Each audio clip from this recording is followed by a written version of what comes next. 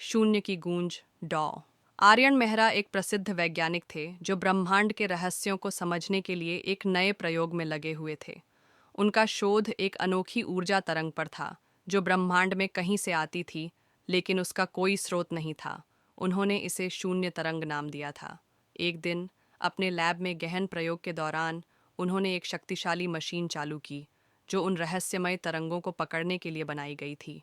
अचानक लैब में एक अजीब सी कंपन हुई और उनके सामने हवा में एक नीली चमकदार दरार उभर आई। यह दरार धीरे धीरे फैलने लगी, मानो किसी और दुनिया का दरवाज़ा खुल रहा हो। आर्यन ने सावधानी से उस दरार के अंदर झांका और अगले ही पल एक तेज झटके के साथ वे उसमें खींच गए। जब उन्होंने आंखें खोलीं तो वे एक अजीब सी जगह पर थे, जहां कोई ज़मीन नहीं थी, कोई आसमान नहीं, बस एक अनंत अंधकार था।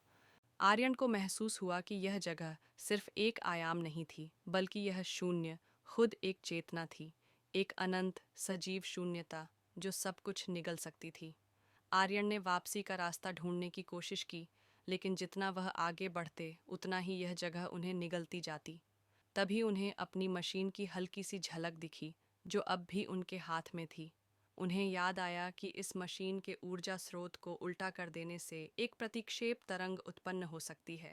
उन्होंने तेजी से मशीन के कंट्रोल्स को बदला और बटन दबा दिया।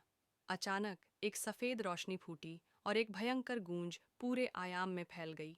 शून्य चीख पड़ा, उसकी आवाज़ में क्रोध और पीड़ा थी। अगले ही पल आर्यन की आंखें फिर से खुलीं। वे अपनी लैब में थे। मशीन अब बंद हो चुकी थी,